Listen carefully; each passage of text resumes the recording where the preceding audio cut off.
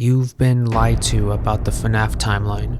Throughout FNAF, there's been many theorists and theories that are devoted to solving the FNAF timeline. Many such as MatPat or John from FNAF have claimed to solve it so far, but there is one crucial key piece of evidence that has been right in front of our faces the whole time, but no one has made a video on it or even discovered it, except me.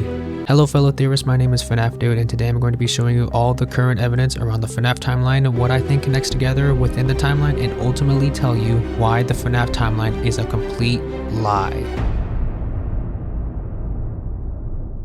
Let's start from the beginning. We know that Scott's games are centered around the idea of William Afton being the big bad in the main 7 FNAF games, which are FNAF 1 through Ultimate Custom Night. And so far, we've seen all sorts of theories that each tell different stories about what the interpretation of the FNAF timeline is, but only Scott himself knows the true story. With the many pieces he's left us, we've been able to connect together a pretty good story about what the whole FNAF timeline is about, except Pizzeria Simulator with Midnight Motorist. That one is clearly a mystery of its own. Before I get into anything else, I just want to note that this timeline theory video is not about the timeline itself, but rather ways that we can connect games to the timeline that help us better understand the current games of FNAF and can even help us predict future games, which I'll get to later in the video. Oh, and quickly, before I forget, here are some disclaimers that I should get out of the way.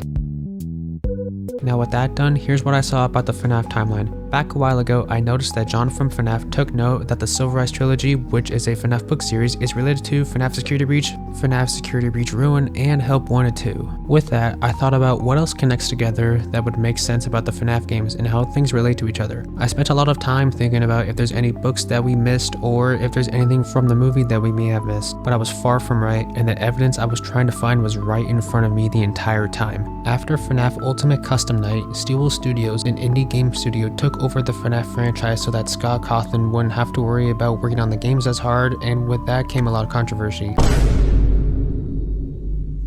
Yeah, this whole thing speaks for itself. But while I was looking back at the FNAF games that Steel Studios has previously made, I noticed something oddly similar between Scott's games and Steelwool's games. It's almost as if Steelwool was taking inspiration from Scott's games and using it to create their own timeline of FNAF.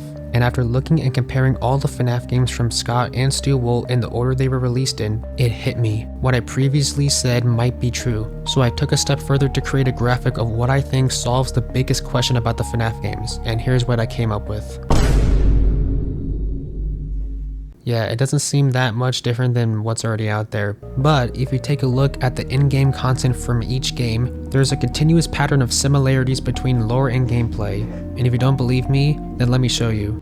FNAF 1 is just the basic game, the first of its kind, and Help Wanted is similar to it but experienced through VR. FNAF 2 comes out after FNAF 1, and The Curse of Dreadbear comes out after Help Wanted, which both FNAF 2 and The Curse of Dreadbear both have the toy animatronics. Now, I know it doesn't seem like a lot to note, but FNAF 3 and afterwards is where things start to get crazy. FNAF 3 is just like FNAF 1 and 2, but instead of multiple animatronics, it's just one, which is Springtrap. Everyone thought that FNAF 3 was going to be free roam, but it wasn't free roam at all. And at the end of the game, we burned down the Fazbear Fried Horror attraction. Now, what do we get with Security Breach?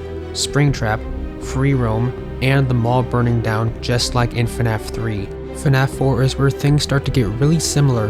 Most people didn't like FNAF 3 at all because it wasn't as scary enough, so Scott decided to make FNAF 4 scarier than anyone suspected, with lots of dark spots throughout the game that we need to use our flashlight in. And in FNAF Ruin, the DLC to Security Breach, what do we get? A scarier version of Security Breach because everyone thought that Security Breach wasn't as scary enough. In FNAF's sister location, we do our due diligence as a Fazbear employee crawling around the sister location bunker while encountering the Funtime animatronics. When comparing this to Help Wanted 2, we see the exact same thing, us as a Fazbear employee in the sister location bunker with the Funtime animatronics. Hopefully with this pattern that you're starting to notice, we can compare Pizzeria Simulator to Secret of the Mimic. In Pizzeria Simulator, we retrieve broken animatronics for money, and at the end of the game, the whole pizzeria burns down with Henry Emily giving us his famous speech. I think that if we use the same idea for Secret of the Mimic, we could see us retrieving the Mimic and burning down the Murray's Costume Manor building with Henry Emily giving us another speech. This seems the most likely answer to me, since a lot of theorists say that we're going to be playing as Henry Emily in Secret of the Mimic. Now with all this being said,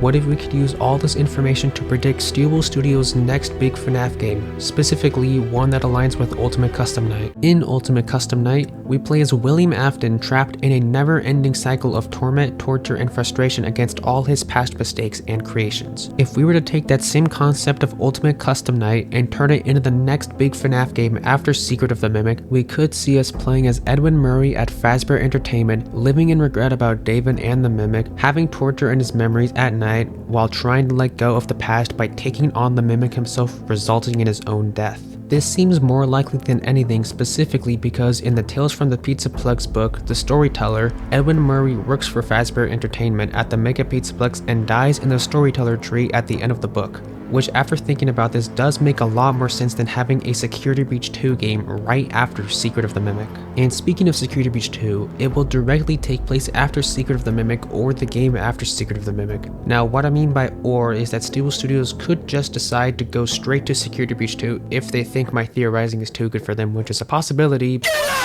But here's what I think. After Secret of the Mimic, Steelwool Studios is going to work on a DLC to that game, which is going to be related somehow to Ultimate Custom Night that I just talked about. To me, this makes the most sense because that way Steelwool could market Security Breach 2 as the next big main game while also having the Secret of the Mimic DLC be something that keeps us occupied in the meantime as a way to tell more of the past before revealing the future. Hence the Twitter post they made when posting the teaser debut for Secret of the Mimic. And with all this, maybe we can even say that Scott's timeline and Steelwool's timeline might just be two separate universes in the same multiverse. But hey, that's a video for another day. Consider liking the video and subscribing to my channel if you enjoyed this video, and thanks for watching.